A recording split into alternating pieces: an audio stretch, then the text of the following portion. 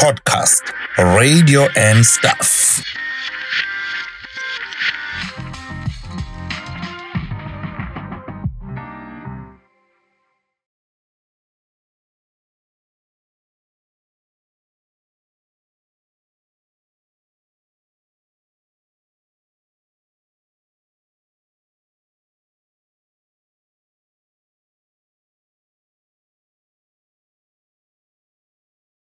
Kulolu suku ke esilithandayo sonke siyakubingelela. Welcome to the podcast radio and stuff. Igama lami Tshatha. Thank you so much for choosing us as you always choose us, because we're the best at what we do. And there's something that, some people forget, that this is South Africa's next biggest podcast. But they must know. Hello, Welcome to it. It's podcast radio and stuff. I'm Ukhuluma. Let's get started. We're here to talk radio. But before we do that, let's remind you to subscribe, share this video, like and comment, as well as join as a member. To join as a member, you contribute R9.99 towards this podcast. If you do that, this podcast will continue growing and it will get better and better. Even the content that it will give you, it will be top notch. But Ndogozo, we are here to talk radio. We've got a radio person with us. A very interesting one, I must be honest. I couldn't wait ukuthi sibe nale interview yanamhlanje. Le ndoda lesinayo interesting kakhulu kumina. Indlela ane passion ngayo ngoba lento yomsakazo, as much as nowadays indlela esekuqashwa ngayo, sometimes it's about numbers, it's about followers, which I don't have a problem with. Yes. But kunabantu abane passion or vele we feel vibration. And today, I'm gonna show that's the vibration we will feel. 100%. You are recording with your phone. Are you recording us? So it's a mistake? Sorry. With timing. Oh, sorry. Okay. Please take that one out. Okay. So we're going to give our guest an opportunity to introduce himself. Joe just started to shoot this interview abasakazi. Last time introducing abasakazi by introduce abon. Kunjalo angibingelele kuphi nakuphi endlela sezantsi eNingizimu Afrika. Sanibona ninjani? Elamigama nguSandra the Prince ngokaMthembu Sibongo. Bathi ngadlanga ngathi siqobisa ngempela inkalakasi imfizi emnyama ngathi ukumthakathi ngiyasokela. Sengikhona sengifikile la kanjani kwi-podcast radio and stuff konakele. Kodwa hey kodwa ngishaya ikhwela. Yazi ungathi uyasakaza already. That was beautiful. That was a beautiful introduction. Uyabona nje mangibona imic phambi kwami akukho kunye engivele ngicabange because imic nami isinto eyodwa nje. Yeah. Yazi before uga to poster ukuthi uzobe ula kwi podcast radio and stuff khona ubuzile ukuthi wintertail noma umsakazi. Wintertail noma umsakazi. Lezi zinto umtatheli nomsakazi ngicabanga ukuthi iyahambisana. Cause awukwazi ukuthi ube umsakazi kodwa ungazi ukuthi kwenzakalani ezweni. Ezinye izinto engiyifundile cause ngithe mangena ku radio ngajaha lento yokusakaza ngakhohlwa umtatheli ngangabheka ukubaleka kweindaba ezweni ukuthi kwenzakalani. Kodwa ngithe mase ngijula ngikhula ngaphakathi ngise radio ngabona ukuthi kubalekile ukuthi ube intatheli uphinde ube umsakazi ukwenze ukuthi ubambisane lapho uyokhula ube mkantshubovu. Okay. I think we got to go back to that. So buyela lapha. No, thank you Mvelasa mfethu. Siyabonga kakhulu ukuthi ube khona. Mina nawe ngiyakhumbula ukuthi sihlangane emapassage ase Vibe FM. Kunjalo. Yila sihlangane khona emapassage. Awuma ngithi ngizwa le nto engquzula ngehlo ngubani lo. So ayumthembu lo. Yabo. So ila engiqale khona ukwazi. But mhlambe mina nginalo ulwazi. Ngiqale ukuzwa emsakazweni iVibe. Ngenze ukuthi before that uke wasakaza.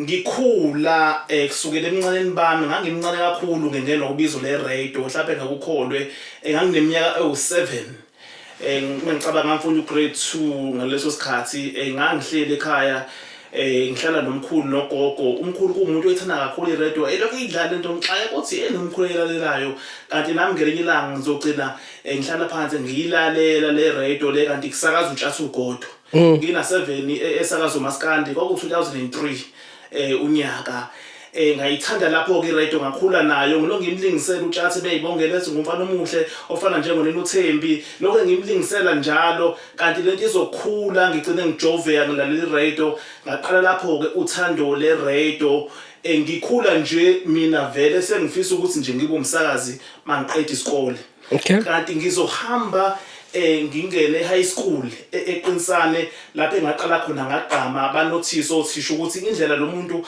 afunda ngayo phansi ihlukile kwezinye ingane mangikhuluma nje ngikhuluma engathi ngiyasakaza uthando le radio lakhula ke kumina kwasho ukuthi ngumuntu oyithanda netechnology nefoni ngaleso sikhathi bese nginayo ngathi cha ake ngisungule yami radio lapho ngizoyiqeqesha khona yebo ngiyamthanda uTshatha ngathanda ngomlingisela ake ngiyenzeke lento ngiyiza abantu bathini ngasungula i-online radio ngaleso sikhathi isakaza WhatsApp ngisakaza ngama-clip lapho ngavula khona igroup ngagcina senginabantu abaningi ababengilandela bengilalela njalo ngilehlala mangiphuma esikoleni ngibenzela ishow wow ngaqala lapho ukuyiqeqesha khona ke ngafunda yonke into eyenzeke emsakazweni ngaphambi kokuthi ngize ngiqede isikole matric ngiye kwiSiyathuthuka FM lapho ngaqala khona ukungena kwereto ne-frequency endwethu uqale kwiSiyathuthuka ngiqale kwiSiyathuthuka FM wakhona neendwedwe vele ekhaya wakhona endwedwe kaMathambo oh okay umkha wakho lo awu bengazi saba sendwedwe sonke naye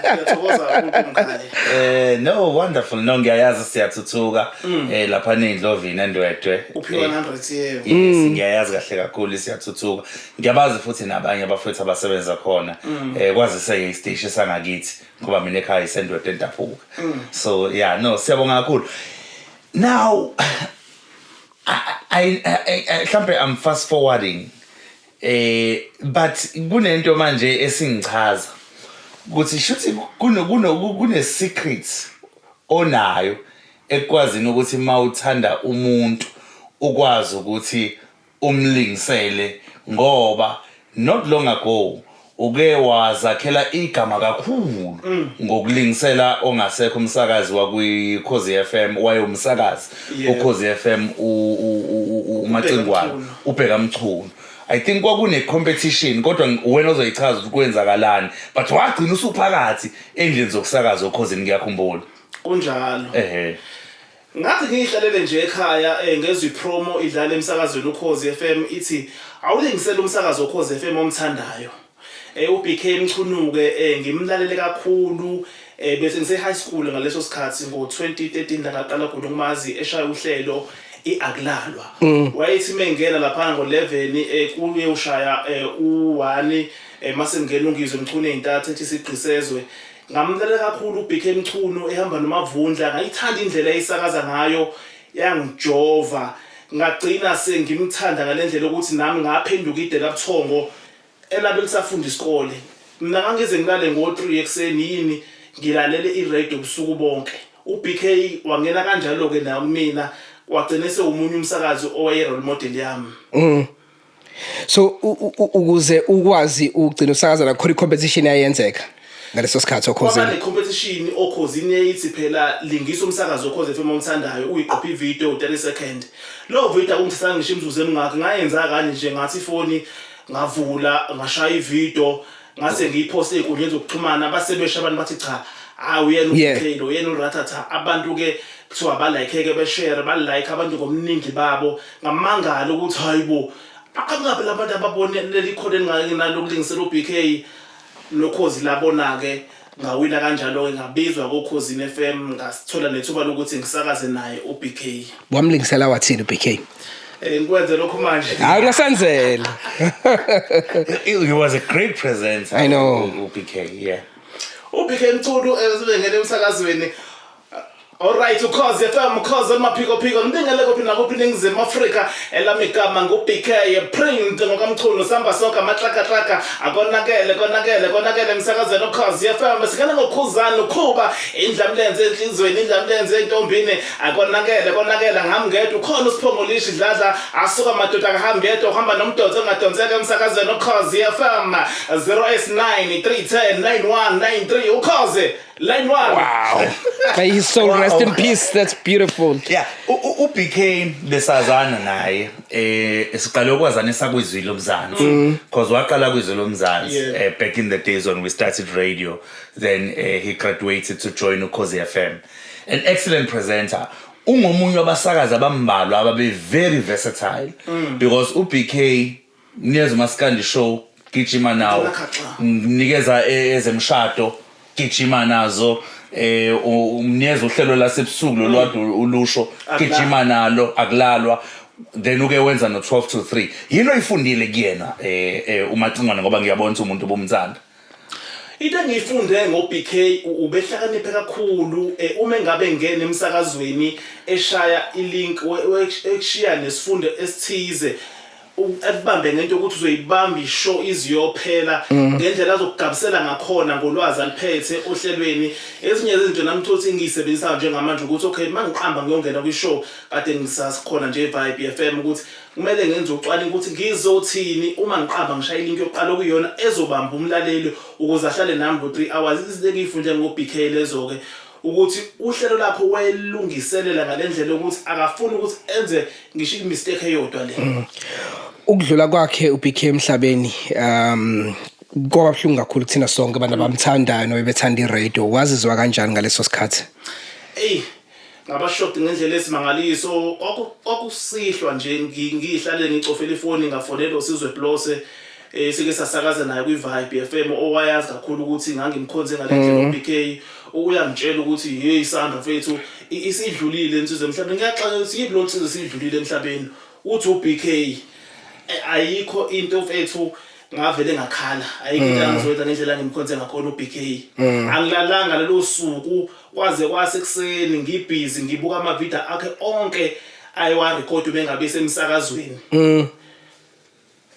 Ngalimala kakhulu okudlula kaBeekay because uyena umsakazi obethi umsakazi okhozini yebo uthando lokusakaza aqala ngokungena ngoTshatha kodwa yena umsakazi bese ngimlalela kakhulu.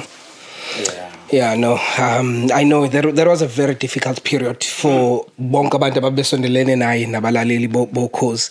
Kodwa ngifisa sibuyele emuva kancane before ungene emsakazweni officially kwiSiyathuthuka FM endwedwe. Uthe waqala umsakazo wakho ku WhatsApp.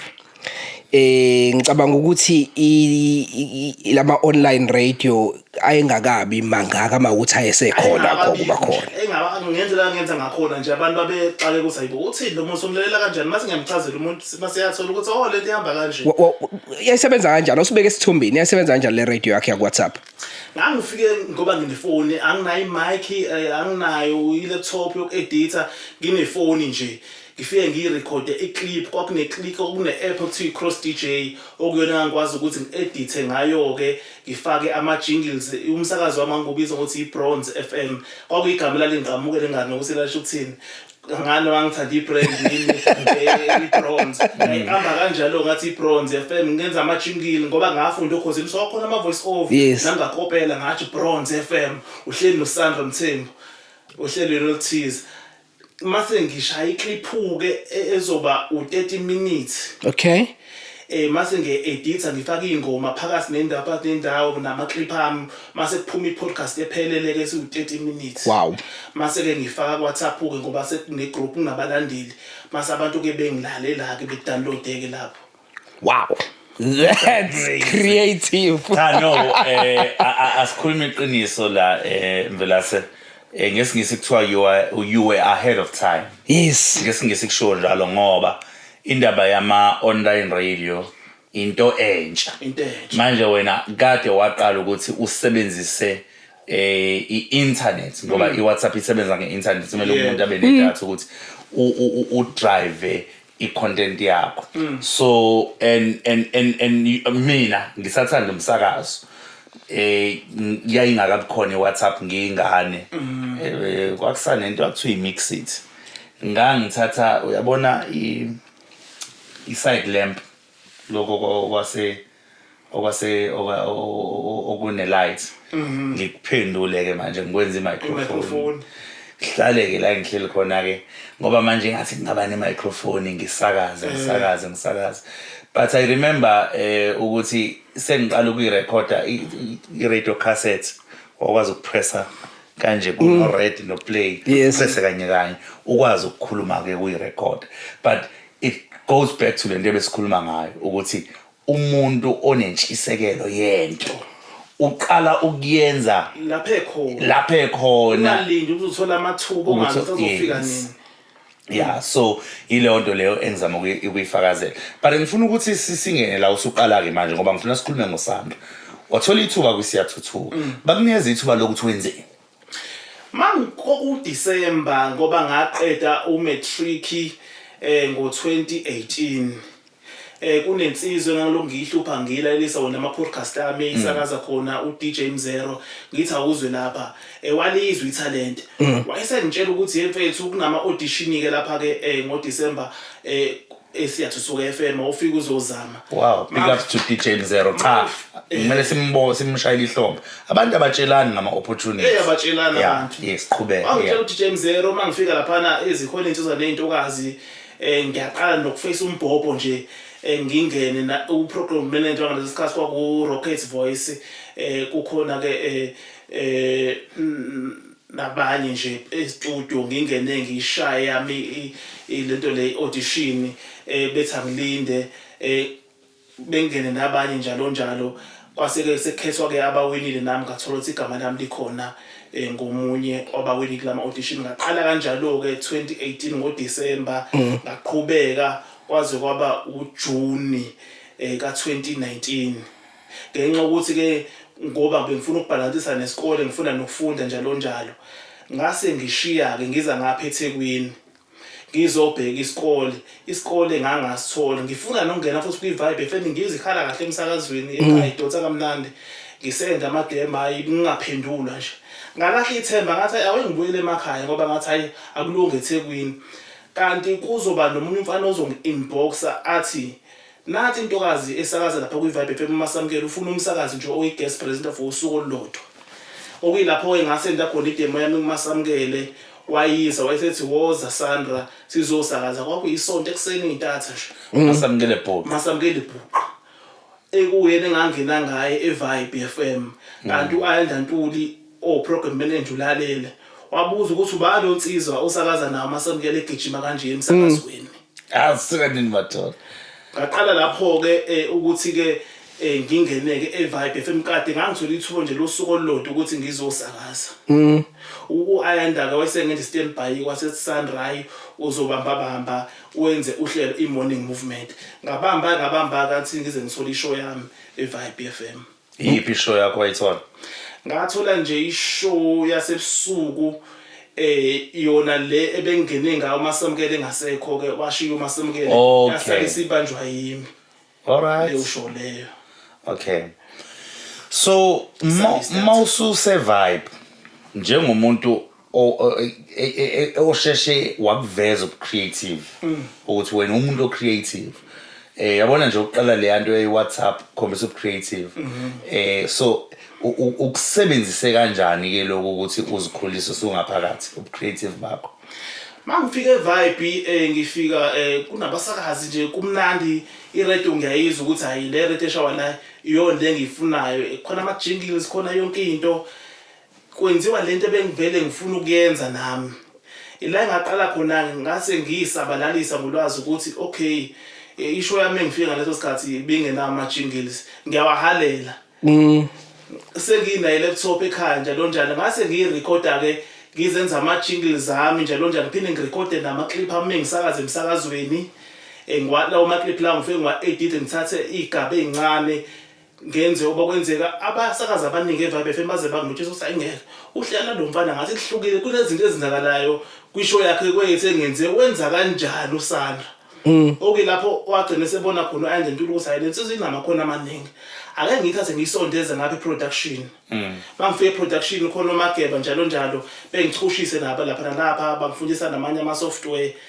lento ke engangiqalile creativity yakhula lapho ngaqala ngathanda nothando lase-production iradio yami ke yakhula kanjalo ke njengoba sengazi production ngazi ukusakaza ongabona ukuthi nando ukuthi kwenziwa kanjani emsakazweni ngifaka ama-adverts kwenzakalani ngahlola nezimali ukuthi ingena kanjani uyabo ilapho engaqala khona futhi ke ngafikela umqondo ukuthi okay ake ngiqale yami into ke manje ngavula iSandra Mthembu production because abasakazi abaningi bese bengihlupha bese iSandra awusenzele mfethu nathi lama clip lawa siyithanda lento le yeah manje angikwazi ukuthi ngiyenze la production vibe because babhizo obonga lapha yabo. Yeah, I want to give uNtobeko i-opportunity because lento okhuluma ngayo ngiyayazi ukuthi baningi abasakazi obusubalekelele ukubenzela imisindo ezozwakala emoyeni. Yeah, so ingakho bengisho ukuthi ukhombise ukuthi ube indoda creative. Evibe wenza amapha amanye ama-shows noma wenza leyo show yodwa?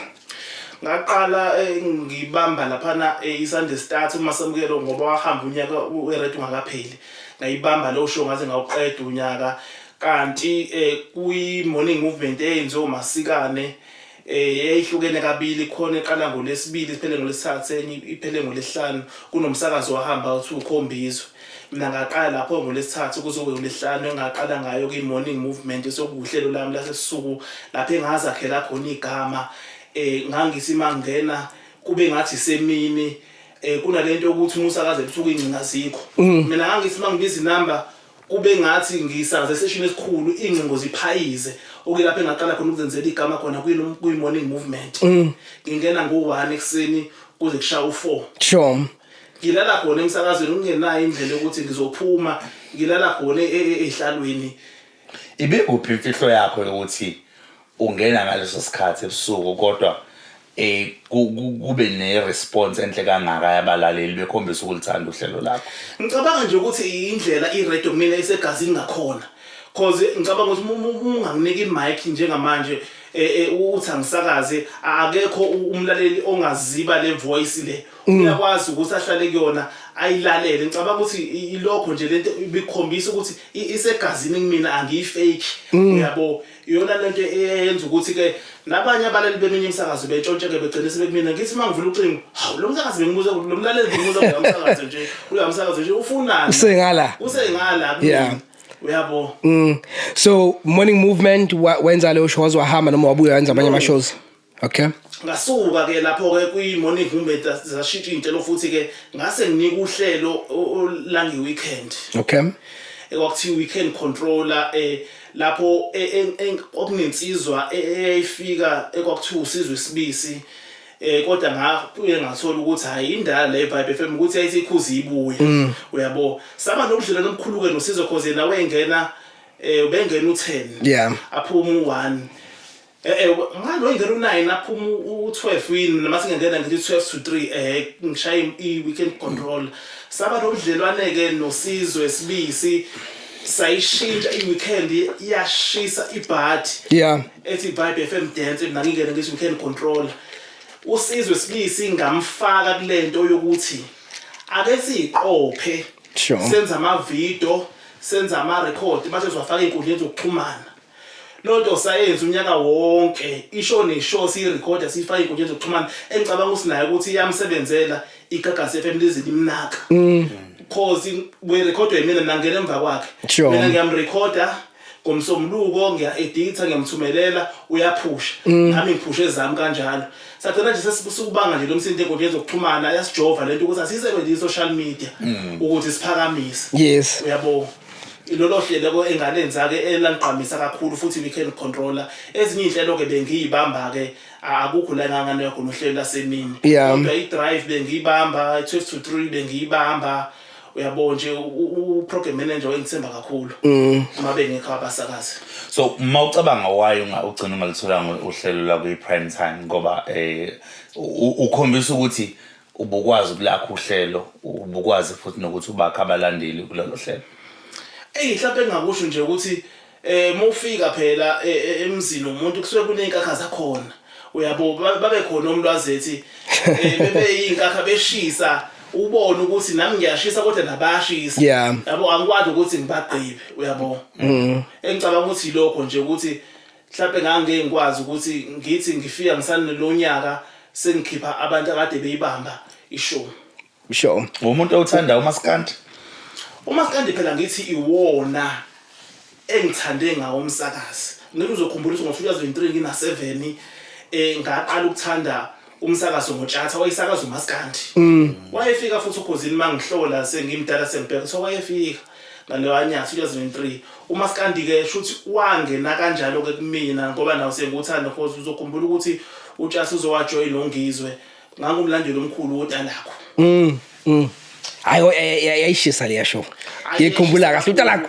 Lashisa kakhulu utalakho ngoba ngomgqibelo ngangigcina senginama khona isitiro kuthiwa isitiro njalo kokuma emholweni yayihlupha ngofa ama earphone ke leya nto uyabo isitiro kodwa ngangithi nginyanga nenyanga ngoba iredio ngase ngiyithanda ngendlela esimangaliso ngingaphuthela utalakho ngingaphuthela uTshatha noNgizwe.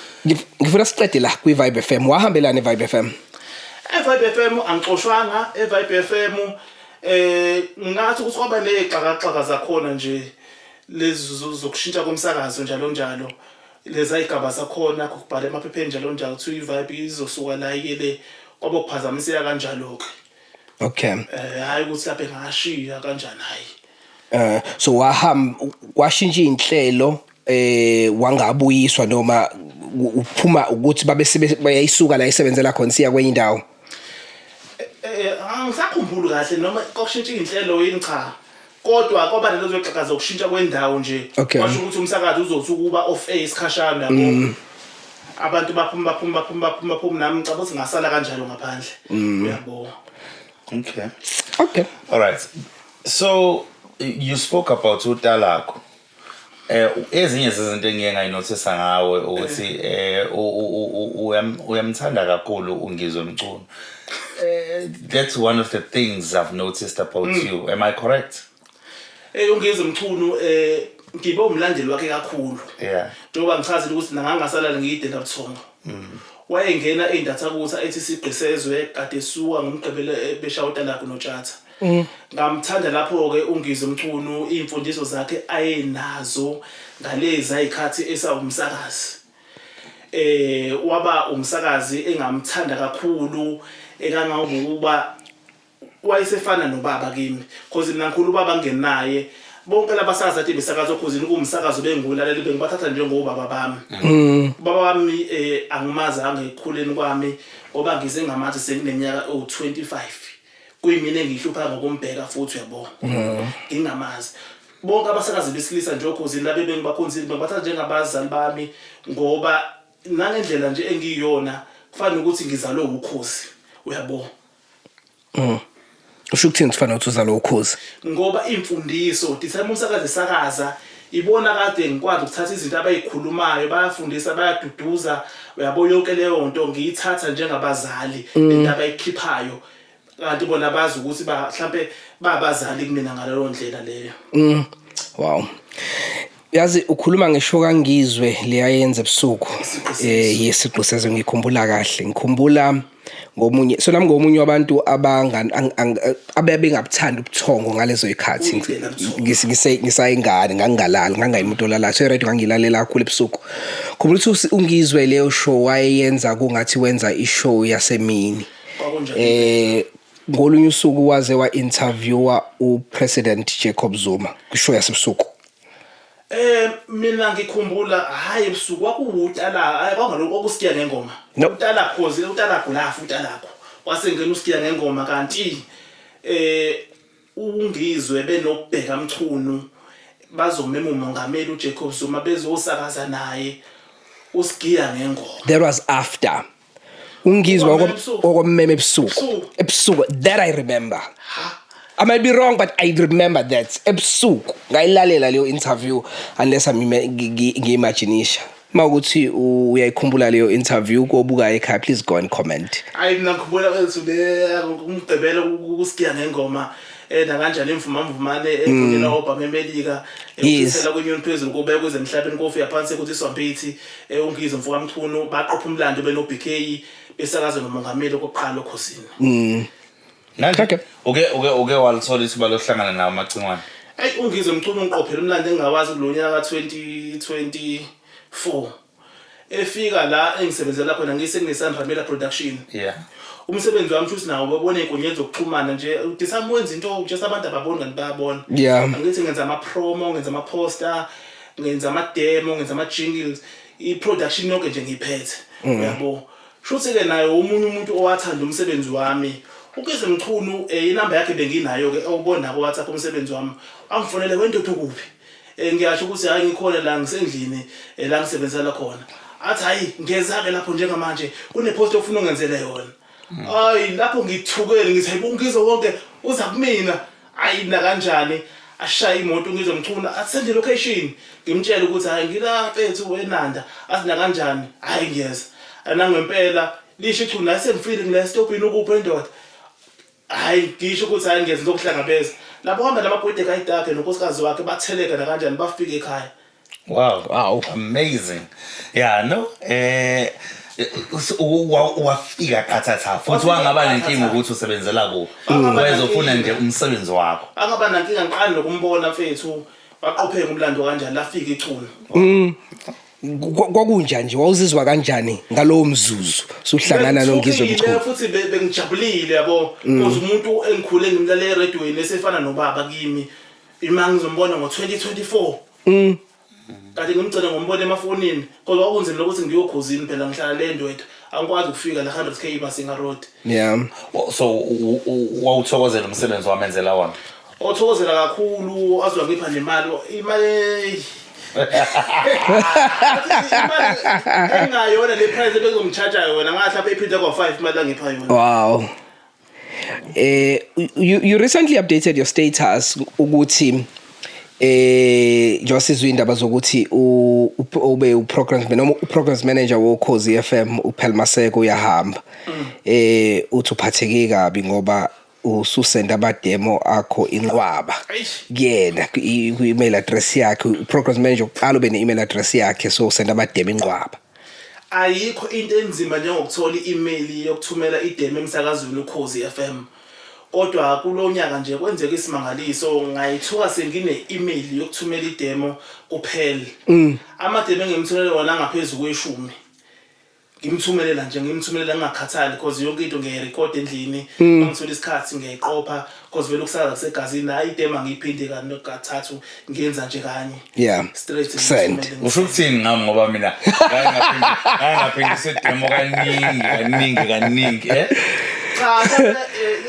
iskill nje noma experience enginayo ngithola noma ngiqophela abanye yabo ngeke ngiyibone into oyisho into koze uthola ukuthi ngisiza lapha intombazana noma umfana ezokwenza idema umuntu oqala ka u10 uqala phansi kodwa kumele ube nesinekele ngoba abantu abafani kodwa mina ke ngoba sekimkantshubufu nje hayi idemo nje ngiyenza kanye so kuyona ke nje ngayishaka manje unikla mhlawumbe nje uyohlelo nje ubone ukuthi hayi demo le mhlambe ke sisakuyona le yokusenda ama demo so uyalisha inani ukuthi ubuliwe luwasenda but khona la ke acknowledge khona ukuthi no ngitholile lutho angaze ngithola respond angazi so you know iqiniso Sandra ngoba nami ngiyakwazi ukulangazelela ukungena emsakazweni ngisamncane nje ngawe uma unyawo lakho like lanyathela okhozini ithemba liyanyuka ayilanyuka kakhulu so wena lakho silivela lanyathela ngalesa sikhathi nephimbo lakho lazwakala you know lokho akunyusela ngithemba ukuthi no khona inhlanhla yethembe engiyibonayo lapha kude kwangise lapho nalokho nje ukuthi ngenza ngizwakala lokho ngaba ngizwakalanga ngendlela okwenzeka ngakhona umdidiyela ngalesa sikhathi namamza didiyela uhlelo usidila ngengoma umdonso ongadonseki uthi amdonso yona wavela wangifonela ngo last minute I think mhlawumbe kwakusele 10 minutes ngingene kuyo le interview le ngangibizele wona ngiyosakaza no Beekay ngihlalele nje ngilalele lo uhlelo hawu mangithi ngihlezi hawu ubani ofona inamba sokhozini ngi-answer le number le hawu umdonso hawu kunjani Sandra ngicela ukuthi ube njengamanje kade sikuzama sikuthole mfethu ukuphi ngisho sayikhona le nanda ngenxa ukuthi umdonso ke unomusa kakhulu wathi hayi awu request lapho uthole Uber nga requesta imoto ngendlela egijima ngakhona ngalo lasuku cover lo 10 minutes ishow ingaziphele phela hayibo ishow ingaziphele ngafika ke ngalowo mzuzu lo kodwa ngathola isikhathi esincane into engayenze emoyeni Beekay engivulela imic waqophe kumlando ngangiqala ukubona mina uFacebook wami ubhaza ngale yandlela bethi abantu how Sandra mfethu usakaza kanje usakaza abantu abazi ukuthi cishe ngafika mina ufike ekhosini ngoba ngafuna ngo last minute what's isikhathi nganani obo 10 minutes 10 minutes engawuthola ishow isizovala ishow yeah so Sandra so ekungqongqozeni kwakho ufaka ama demo azibuyi izimpendulo kwenzani lokho kwi moral yomuntu ofuna ukungena emsakazweni hayi mina nje akungehlisa kancane umfutho mhlawumbe ukuthi mhlawumbe ngizolahla ithemba ngithi mhlawumbe angisoze ngangena mhlawumbe emsakazweni Ukhozi FM kunalokho nje kuyangigqugquzela ngoba nesikhathi esiphila kusona siphila isikhathi njengamanje vele ngumuntu okhule ithanda technology ingakho ngisebenzisa social media ukuthi ngenze sure ukuthi bayalibona ithalente lami noma ngathiwa ama-email la ungathumelayo abawaphenduli kodwa kusalayo bayayibonela Facebook imake ngigilayo singangena ku Facebook kungani ulubela ungqongqoze ngokusho kwakho kodwa uzongitshela uma ukuthi ithina understand wrong ulibela ungqongqoze okhozini kuphela ngoba maningi amanye ama stations ikhona East Coast ikhona eKakasi nakumanye ama province ikhona iVuma FM la eThekwini njalo ngicabanga nje ukuthi ubizo lami elindonsela khona okhosini ngoba eminye imsakazo naye angiyinqeni ngangena ku-East Coast Radio ngishaya production Khozi ku production nginswepe ngishaya ngangena eGagasini nakhona ngishaya production kodwa kunento ethi Sandra na kanjani akumele ushone ungasakazana ukhosini FM okay uncikele kakhulu kulombuzo obuzo Ntokozo engizowubuza early this year uke wasicela Sandra ukuthi si donate khona wena uzohamba uye eGoli yebo ku Jozi FM ngoba iJozi FM ibiyenze umncintiswano wabasakazi emva kuba kuhambe uPheni Ntuli yasivula ukwenza umncintiswano wabasakazi wangenela. What happened? Talk to us ngaleyo process nje kwenzakaleni. Kwathi makuvelele la thuba lokuthi iJozi FM ithungatha umsakazi ngayenza iresearch ukuthi lo msakazo lo uyasebenzisa isiZulu nelanguage yaseGolike anganoma isisusi noma yini kodwa isiZulu abesinaso sikhona ngoba ngikude kwesiZulu ngase ke nginqonqa abantu baseNingizimu Afrika ngoba ibona abanye ababengiphusha bethi Sandra nali ithuba awuhambe kulama audition eGoli kwiJozi FM nami na kanjani ngangapholisa amaseko ngazama ngayo yonke indlela ngaleso sikhathi isimo besibheda nje emasentini ngaqela kubantu engicabanga ukuthi bazongisiza idonation abantu bafaka ngaze ngaguqa ngaqenda ngomasipala waseNdwedwe umeya umfeka wafaka naye nobaba uNtokozo nabafaka ngiyakhumbula ngacela wafaka abantu bayifaka imali ukuthi cha angigibeli ibhasi ngiye kwiJozi FM sengisendile SMS yokuthi na kanjani ngiyeza for ama audition bangaphendula ayike into engiphoqa njengaleyo So abazange bakuphendule ukuthi uyadlulela ku stage esilandelayo. Cha phela ngokumele bese SMS approve ukuthi woza ngoba kwakuyisikhathi esithize sabantu kumele i-code yokungena kanjalo. Ngaphoxa ngalelo hlobo ukuthi how futhi ngayibona lento i-post isho nama audition ngathumela ngaleso sikhathi angibange ngisacala ukuthi okay anginamali kwasha kwacima ngathumela ngabo ngathi icebo leyo zakhe kanti angempela lezo zakhe icebo sengikhuluma nabafowethu abaseGoli oayanda ngithi bafethu alingizabeni ukuthi mhlawumbe ngikhephe ngalapho khona uzovukela emsakazweni ngoyishale audition iyodwa into yavale SMS le ngayisola ngokuthi woza bhuti ngokwazi kwakho leyo competition yaphelela laphi leya competition nje yaphelele emoyeni ngoba akekho umsakazi engenza kuthiwa uqashiwe ngayo ngangibuka na online be audition nginethemba lokuthi hayi mhlawumbe ke khona mhlawumbe ingane abantu ezolithola ithuba angazi kwenzakala mhlawumbe uJozi FM komele isitshela ukuthi kwenzakalani emva kapheni uphi lo msakazi ababezi na kanjani bayamfuna ngoba phela class i-ready abantu bayifaka imali zabo bethi Sandra hamba uyo audition ngiyi-ready ngilifuna la ithuba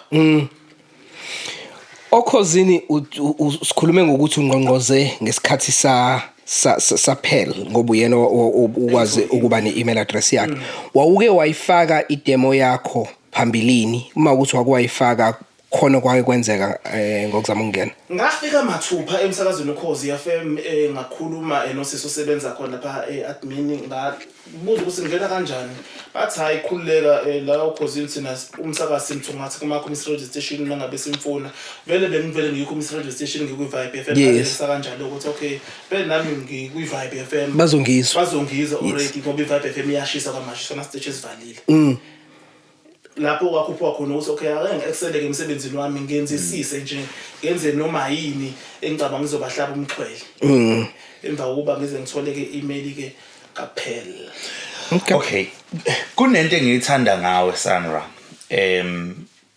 ukhuthela kakhulu so njengoba sikhuluma ngokusebenzisa social media uyayisebenzisa kakhulu ukuzakha i-social media kune platform oyiqalile ebizwa ngokuthi ezikabhoqo and also awukusaba ukuthi uzirekhode usakaza usifakele inkundleni zokuxhumana sikubone ugijima manje ngifuna ukhulume nathi ngokuthi one study ngale yokusakaza ku social media kubaluleke ngani ukuthi umsakaza aqinisekise ukuthi engakayitholi iplatform kwisiteshi afuna ukungena kusona azakhe ayakhe follow njengoba sikubona ukwenza njengoba uke wachaza ukuthi nani kwenza noSizwe Sibisi onelekelelana ukuthi nikwenza awukakuyeki namanje sakwenza inkundla zokuxhumana siphile esikhathini sathu njengamanje uma iqhathanisa ne-radio ngathi secishe kulingane mina njengomuntu omusha vele lento oyiqala einkundleni zokuxhumana ngicabanga ukuthi umjovo nje engikhule nawo nomunye umuntu engamgqugquzela ukuthi inkundla zokuxhumana ungayisebenzisa ukuthi ufike la ufuna ukufika khona ziningi into esingaashivile ngokusebenzisa inkundla zokuxhumana njengale kade ngisumsakaze ngithi yona inkundla zokuxhumana ngayiqopha ivideo uthando lakhula lapho lokuthi ngiyisebenzisa inkundla zokuxhumana because abantu bayangibona uma ngenza into abantu bayangibona so ngicabanga ukuthi nje impela inkundla zokuxhumana zinto right ukuthi ungakhuthala ngazo ufezekisa iphupho lakho cause le yokwenza ama video untathela ngibonile basebenzela oDawudi wavula ichannel ku YouTube kudalo yamsebenzela ngabona King Zoso yabasebenzela kanti nami ngenhlanhla futhi kunomngani wami ukuthiwa uThabiso befunda indaba la eVibe FM untathela kakhulu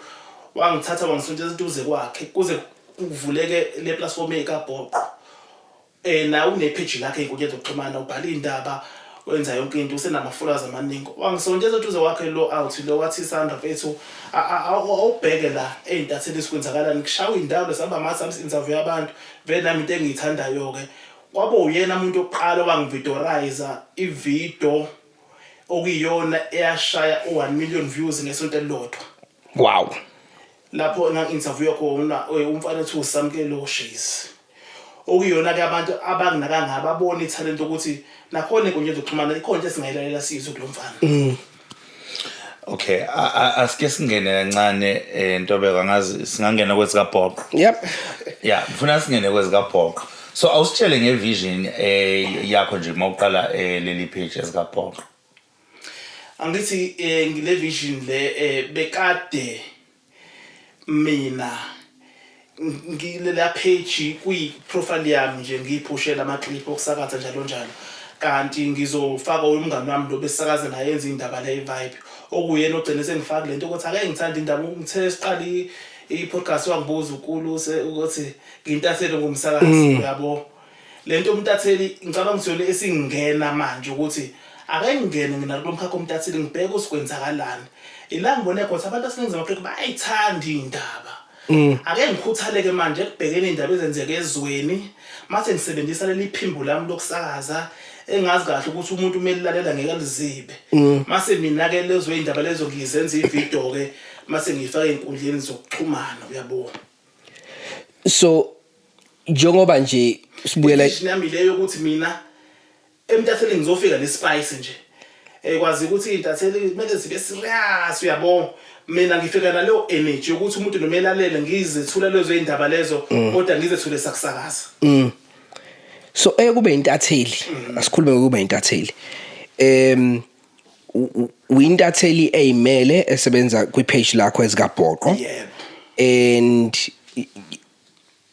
umntatheli uyesikoleni wafundela noma into engaphakathi kuwena njengomsakazi into nje engingena ngakho njengoba ngangena ukusakaza umntatheli njengoba sengikuthanda ngifaka ubani ngifaka umngani wami lo befunda indaba la kace nami sengiyithanda lento yeindaba ezenzeka ezweni kade kuyinto bengiyibuka nje noma umsakazi ezofunda indaba athi ukuthi hayi uzofunda indaba 3 minutes uyabo mina ngacela sengiyithanda ke manje le yeindaba sengiyithanda kakhulu ke manje isibalansile nokusakaza nje kuyalingana indaba enjani abantu abayithola kwezikabhoqo lento umntatheli ijule kakhulu ngoba udaba obhala ngalo kumele ulandele ngenxa ukuthi ke mina ngisafika kulobo mntatheli angakabi mkhantshubovu ngiyayihlunga indaba engifakayo ngicela kakhulu mina endabeni lezi ezenzeka la ku-entertainment industry angifuni ukugxila kakhulu kulezo madubulana njalo bawusenza ukuthile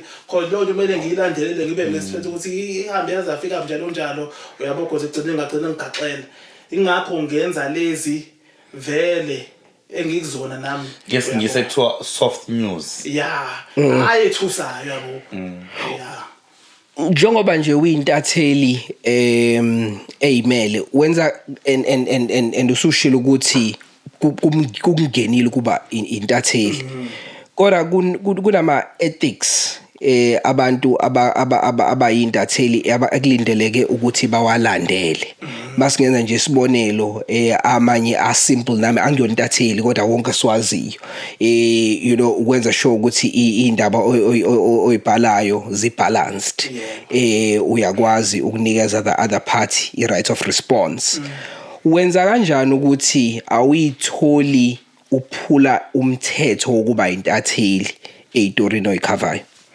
ingakho uma ngabe ngizobhala istory noma ngizokwenza iclip lo muntu osuke ethinte kodabeni ngimfonela ngifuna ukuzwa ngaye ngqa ukuthi ngabe lolu daba liyiqiniso yini uthini kwakho ukuphawula kakhulukazi nje njengoba ngikulezi indaba ezisoft lezi nezihlekisayo njalo yes uma ngabe uwelile ngizwile ukuthi usethe ngithatha ucingo ngimfonele ngizwe welile iqiniso yena ukuthi wona usuwenza 1 2 3 uzongiphendula ngendlela ngiphendula ngayo sengithatha lelo site lakhe ngiyezwa ukuthi ayistory sikanje angibhale ngayo angiyenze le clip angiyifaka useyisho lo yena phela ingakho ngithi indaba zakabhoqo sizwa ngawe ngizwa ngabo mina akusuke ekhanda lami sizwa kahle uthe umntatheli bungenile wathi ukuba umsakazi awushongo usibona kungenile kodwa uthe kubizo yes sekuubizo what usho ukuthini ngalamagama ukuthi umntatheli bungenile ukuba umsakazi kuubizo ukuba phela ubizo into nje ubizo lakho njengesangoma njalo into engibizele kuyona ngibizelo nje uba umsakazi ungena umntatheli into nje engiyenzayo nje uyabo ngiyayithanda ukusakaza ngikwenza noma ngingathandi uma ngisendlini ngizwe ngomidlala uyabo ngizwe ukuthi le ayisengase ngayibheka nansi yabo ngisakaza so sengikhuluma ngedwa ngisendlini nomuntu odlulayo umuntu uyahlala cha utho lento engaphakathi kimi nokubizo ngezelo nini ngoba wenze njani mangabe kuqhamuka umuntu ekuzokhuluma wedwa into engenza kakhulu ngisafunda isikole ngoba manje ngesikoleni bengihamba ibanga elide ngifaka ama-earphone ukuthi ngabe ngidlala ingoma cause indlela ngengizwe ngabe ngiyisakazela nanginendana ukuthi ubani uyadlula ukuthi nangayisakazela into engaphakathi kimi akunendaba nje uyabona lento isegazini ufande naye ukuthi mina ngiyacula nje phela ngifuna babone ukuthi bengikhuluma ngento inzima kakhulu ngoba nje kade ngibuka enye video ngeze ngayifaka namhlanje ngoba ngizosela ku podcast uBeekay i-role model engasekho ngibuka ivideo yakhe esemotini driver eyisakazela nje ngasho ukuthi umsakazi uma ngabe bizele entweni uyenza noma inini sakaza nalo mngeke uBeekay usemotweni usendlini uyageza bekuthi sakaza nje sakaza Yeah, tell me something. Ithini imicabango yakho ngaloku ukusakaza kuthiwa ukusakaza ngokubambisana, co-hosta inhlobo yokusakaza oyikhonzile leyo ukuthi usakaze nomuntu nebe babili. Bengayikhonzile cause mina ukusakaza ngaqala ngingedwa ngasekhaya imina nje umsakazo oqala lento bengiyenza ngingedwa yabo nabasakazi bengibalela phambilini uTshatha uqala esakaze yedwa wasilandela ongizo ngaqala bazokwenza kanjani kodwa bayenza lento ayimpumelelo nama sengifika la eVibe FM ngaqala ngasakaza noMasamkelo sabambisana ngabo sekuyenzeka ngaphinde ngasakaza nomunye umfowethu okuthiwa uMlumvu wamajola kuyenzeka nje mangabe nizozwana nibambisane akuyona into enkinga mhlawumbe singathi ukuthi mhlawumbe into ezobola le radio cha ayi kuyenzeka uyakwazi ukuthi usakaze ube ne-host njengoba i-radio wawumlaleli ngizothi ngesingisi religious listener into obuyilalela nje ebusuku ungalali kuyilalela ubusuku nemini namanje usayilalela ngalo ndlela namanje senjalo kunjalo so isiphi station manje silalela nje 24/7 cha akushintshe sayile Ukhozi okay Ukhozi noma bengikhona la emsakazweni iVibe FM bengibalansisa ngoba sengithatha ikhefu kancane ekube nomsakazi emva kokuba umsakazi ushintshe uyeleka isuke la iKCap yabo yeah bengibalansisa ngithi Vibe ngithi Ukhozi kodwa kamanje ngisabuyele ekhaya la ngaqala khona ngathola khona ngobizo ngivula Ukhozi nje 24/7 yeah ujabulile ngokuzwayo noma ulalela inhlelo 24/7 ngiyazwa khona ukhona umehluko akusalona lo la Khozi engaqala ukulazi ngaleza ikhaza ngalo mhlawumbe indlela abafundiswe ngaphakathi ukuthi ake ngishintshe phela manje isikhathi manje ukhala kuphi wena sami abasakazi bebesakaza like nje 12 to 3 yeah King's Fiso urelaxile uyasakaza une voice red but urelaxile ayisekho le energy eyayikhona yabo le energy leyo Beekay mengena hamba ngofasileni kuze leyophela uhlelo uJozi nangalesa sikhathi sakhe mengena kudalo esihamba yedwa hamba ngofasileni nje hayi uzagijima kakhulu kodwa nje uza ukuthi nale athe khona olimini umsakazi lo manje ngathi sebayaxoxa nje oh so okay so njengamanje mina mangikuzwa shoot lapha ku12 to 3 shoot ufike ukuthi mawusubona ngathi kuthi kancane ku12 to 3 makuseni angithi ekseni Africa ustomeza nomrozo uyeza ukuthi hayi right uyolo la 9 to 12 angena uLady D Lady D tea time usayibambe ngakho right mase mina ngani mhlawumbe mina kumele relax angazi like relax but angikwazi ukuthi uqalene nokulalela Ukhozi mina kade ngaqala ukulalela angithi kumele sibuye silibheke ihistory yohlelo lo lahlelo luke lenziwa uLucky Sifatha angazi noma wolalela ngiyamkhumbula kuSifatha uLucky Sifatha naye ungumsakazi okupha icontent kodwa akagijimi ngendlela mina engimlalela ngayo lo lahlelo luyelenziwa uSiyamhlongo beno Sel Beyonce luke lenziwa umroza beno Sibukuthelezi yes futhi no Chili M uke walenza nomroza well uChili M umsakazi ke waye umsakazi ogijimayo uChili M ke kungambala ubongi ubongi walenza for a very long time ubongi GM yes I don't think uyamazi ubongi ngiyamazi ngibikela ngale tiri uyamazi abasazi bokho Ukhozi leyimi Ukhozi ngilazi up to Z okay that gets you ulinda Sibiya wathini ngawe ngihlangana noLinda Sibiya uMr Magic besibiziwe lapha na ke abafowethu kade bevula iPodcast emhlanga babona amagalelo ami ngi-introducewe insizwa engisupporta kakhulu uSibongisela Mkhize engiyiproduce kakhulu nayo eVibe FM yenze eben top 30 wakholela kakhulu kumina nabanye ngisakholela kakhulu kumina uSibongisela Mkhize naye ngakhula ngimlalela Khozi FM lapha na try kuyindaba zaseseni yes ezanamuhla ngiyakhumbula yes ngathi ukusimanga mase ngifica le vibe uyo lensizwa lengancane ngiyilalela lapha emsakazweni Ukhozi producer hawu na kanjani kade sizozwana ngamproducer naye eben top 30 la eVibe FM wabona italent kimi wakholelwa kimi nasigunya zokuxhumana uyabona ukuthi ngenzani wayeseke introduce lezi insizwe ezavula i-podcast ngeke ngiyibize ngegama ngoba no ngayibiza khulu la ukuthi bayakhula kusho ukuthi sina siyasikhuli so ungabakhulisa go ahead don't stress emgedeni podcast oh yes lapha emhlangane kanti kuzobe khona uMr Magic afike lapha ke kanjani ebaphulwazi ukuthi okay khamba kanje yenzani kanje sathola ke isikhathi njengeinterview sokuthi ake si-interview nathi kanti ngizo interview Linda Sibiya mangiqhamba ngishaya ilink kunalento vele ukuthi uLinda Sibiya wonke le ngi-interview njengamanje ngishaye le link uLinda Sibiya wayisho lo yena wathi hayi umsakazi lo acting nokuthi uzi-introduce njani umsakazi lo ukuba impela okhozini kusakhona ubhodloza ababengabhenga ama numbers bezokuthatha mfana eyisho lo yena uLinda Sibiya any compliment leyo from the legend.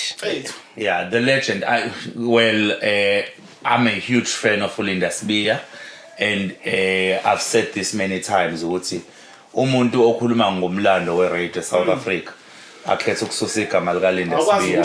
Kusho ukuthi akayenzi justice. Awukwazi ukushiya ngaphandle awukwazi ukushiya ngaphandle igama lakhe.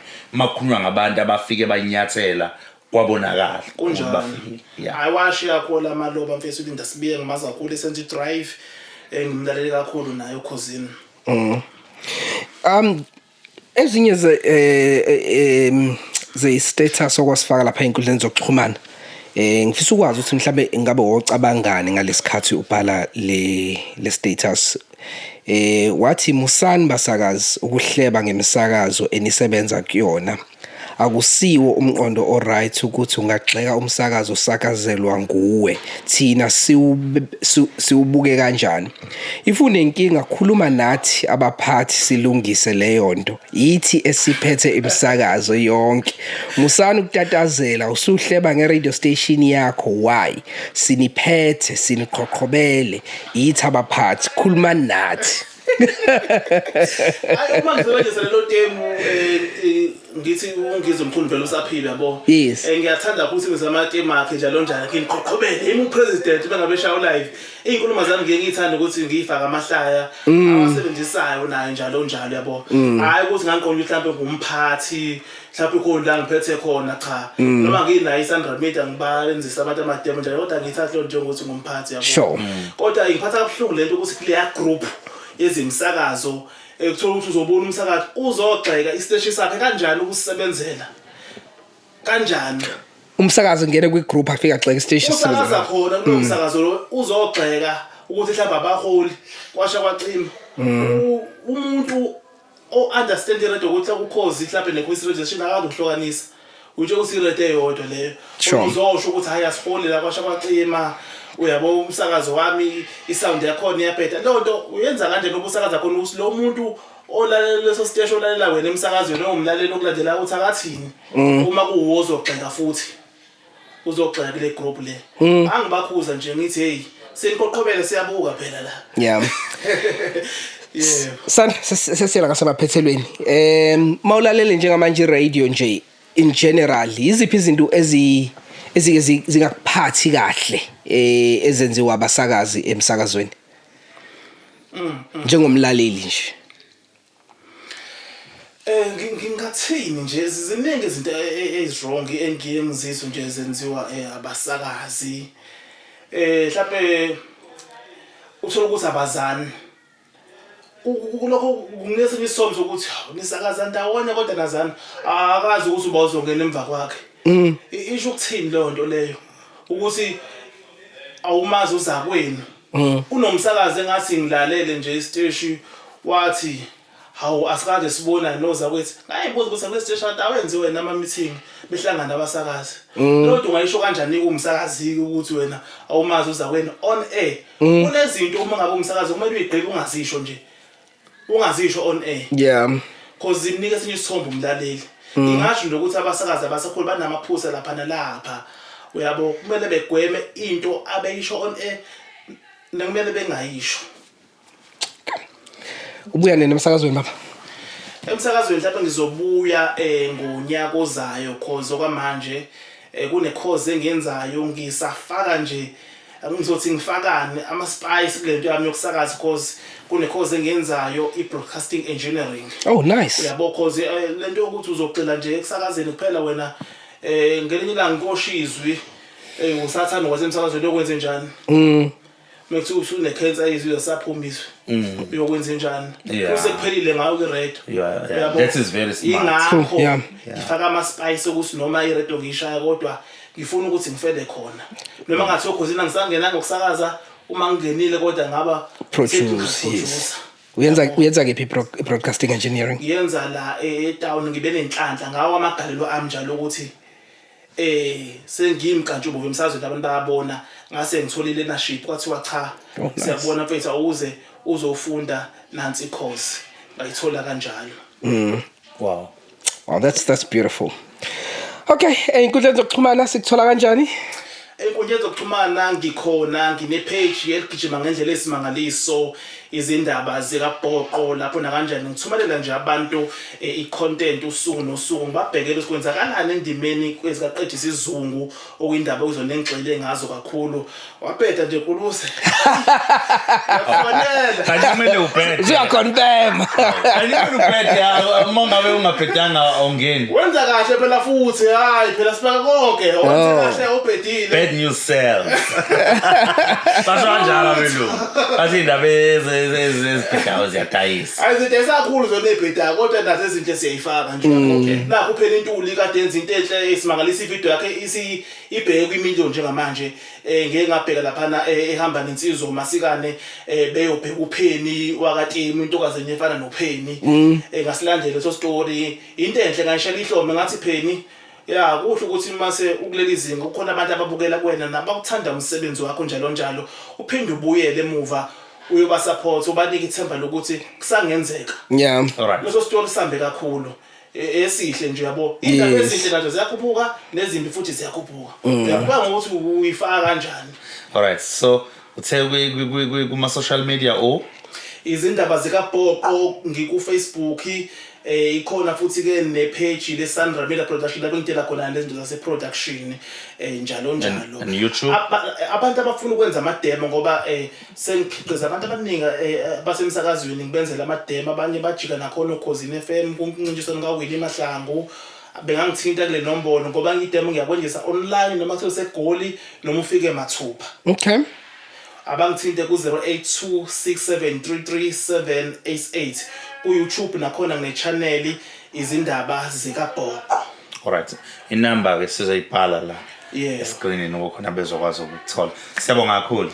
Ayisibonga kakhulu la kanjani ku channel ayikhulu kakhulu podcast radio and stuff ifikile igalelekile akekho ongayazi. Hayi siqopha umlando lesi. Hayi sibonga Sandra senginotisile ukuthi izitori zakho qoqosha umlando noma khona ukuthi uyindida. Indida yes indida qoqosha umlando noma indida. Indida ekabhoqo nakanje nje ekamagula kwi podcast staff. Kakhulu futhi ne. Hayi siyabonga. Sure, it's podcast radio and stuff. Thank you so much for watching. Please remember to subscribe, share and like. Also join as a member. I'm Ngobe. Tshatha.